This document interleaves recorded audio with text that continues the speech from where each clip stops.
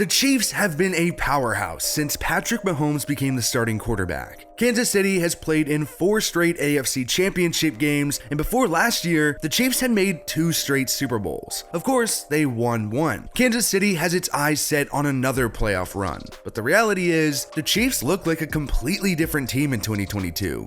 Obviously, the biggest change from last season to this season is going to be the absence of Tyreek Hill. The Chiefs drafted Tyreek back in 2016 in the 5th round after a domestic violence arrest tanked his draft stock. He was a fantastic returner as a rookie and was even named a first-team All-Pro and made the Pro Bowl, but eventually, the Chiefs started giving him more reps at wideout. In the 5 seasons after, he had over 1,000 yards in 4 of the 5 years, including almost 1,500 yards in 2018, which was Patrick Mahomes' MVP season. Plus, Tyreek made the Pro Bowl every year and picked up 3 more All-Pro selections, and of course, he got that Super Bowl ring too. Tyreek and the Chiefs couldn't agree to a long-term contract this offseason, so Kansas City traded him to the Dolphins for a 1st, 2nd, 2 4ths, and a 6th. Tyreek is without a doubt one of the best wide receivers in the league, and it's going to be a huge loss for the Chiefs offense in 2022. But Kansas City did try its best to try to fill his void. The new big-name wideout in Kansas City is Juju Smith-Schuster. Juju came into the league in 2017, where the Steelers drafted him in the 2nd round after he tore it up at USC. He absolutely dominated in his first 2 years in Pittsburgh, playing alongside Antonio Brown. Juju had over 2,300 yards and 14 touchdowns over the span, but his stat line did dip a bit after AB was traded. Juju had just over 1,500 yards and 12 touchdowns over his last 3 seasons in Pittsburgh and dealt with a season-ending shoulder injury in 2021. Then, this past offseason, Juju signed a 1-year, $10.75 million deal with the Chiefs. He wasn't the only guy Kansas City opened the checkbook for, though. How about Marquez Valdez-Scantling? MVS got drafted by the Packers in the 5th round back in 2018, and he had a pretty solid rookie year with 581 yards and 2 touchdowns. MVS had a similar year in 2019, but then he kind of broke out in 2020, 690 yards and 6 touchdowns. Last season, he was hurt on and off with a hamstring injury and later with a back injury, so he only played in 11 games, but did have 430 yards and 3 touchdowns. MVS hit the open market, and the Chiefs gave him a 3-year, $30 million deal. Yeah, MVS gets to go from playing with Aaron Rodgers to Patrick Mahomes. The Chiefs also addressed the position at the draft, selecting Sky Moore. Kansas City drafted Sky in the 2nd round of the 2022 NFL Draft. Sky played college ball at Western Michigan, and when he got there, he had never played wide receiver. He converted to the position and started as a true freshman and had over 800 yards and 3 touchdowns. Sky didn't have a chance to show much in 2020 because of the COVID year, but he dominated as a junior. He had 1,292 yards and 10 touchdowns. He decided to declare for the NFL Draft. All in all, he was named All-MAC every year in college. Kansas City didn't just add on the offensive side of the ball, though. The Chiefs traded up at the 2022 NFL Draft to select Trent McDuffie. McDuffie played at Washington and played in every single game as a true freshman. But because of COVID, the Huskies only played 4 games in 2020, but he was still named All-Pac-12. McDuffie earned the honor again in 2021 before deciding to make the jump to the pros. The Chiefs didn't re-sign safety Tyrann Mathieu, which is obviously a huge loss for the Chiefs defense, but they ended up getting a guy to replace him, Justin Reed. Reed was drafted in the 3rd round of the 2018 draft by the Texans, and he had a good first 3 seasons in Houston. He had nearly 200 tackles and 3 interceptions over the span, but late in 2020, he suffered a hand injury, and Reed didn't play at all in 2021. Then, his rookie deal ran out, and the Chiefs signed him to a 3-year, $31.5 million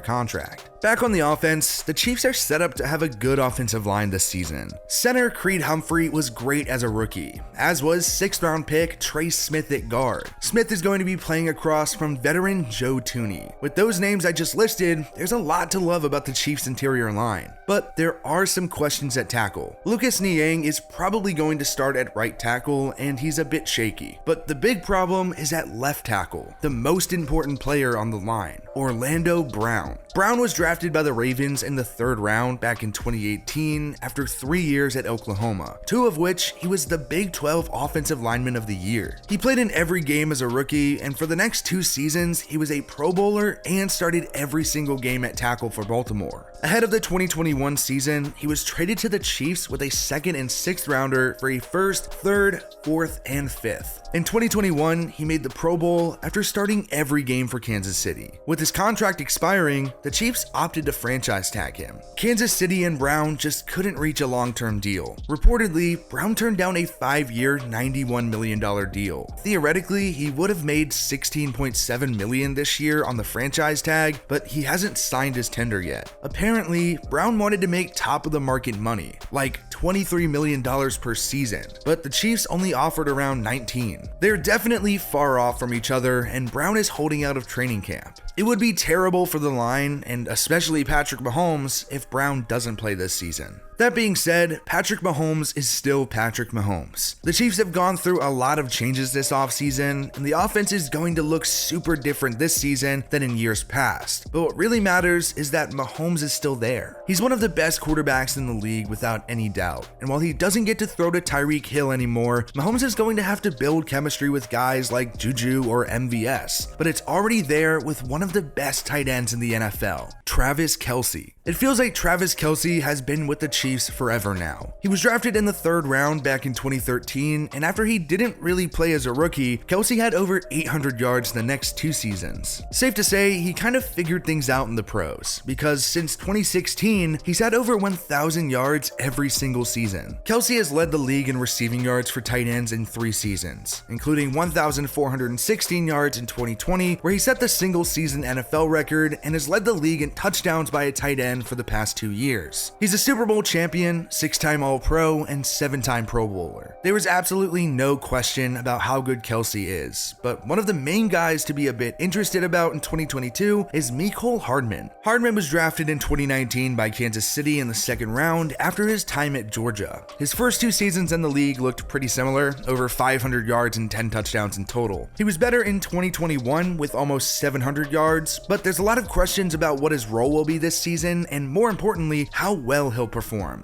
And that'll be up to Andy Reid to figure out. Reid is still one of the best in the biz, and so is Patrick Mahomes. Regardless of what the rest of the Chiefs roster may look like, a team that has Patrick Mahomes and Andy Reid leading the helm can probably figure it out. The Chiefs are still expected to be one of the best teams in the league this season, and that's going to be the expectation every year that Patrick Mahomes and Andy Reid are running the show. But there's no doubt it's going to be harder than past seasons. The AFC West is an absolute gauntlet. The Broncos got way better after trading for Russell Wilson. The Chargers returned Justin Herbert, who has already proven that he can be one of the best quarterbacks in the league. And oh yeah, they got a bolstered defense too after trading for Khalil Mack and going out and signing JC Jackson. Finally, the Raiders still have Derek Carr, who now gets to throw the ball to his old college teammate Devontae Adams. Not to mention that the Bills are probably the expected kings of the AFC, and the Bengals are coming off of a Super Bowl run. The Chiefs have had their time to rule the conference and had a lot of success, but Kansas City is going to have to prove that it can still be one of the best teams in 2022.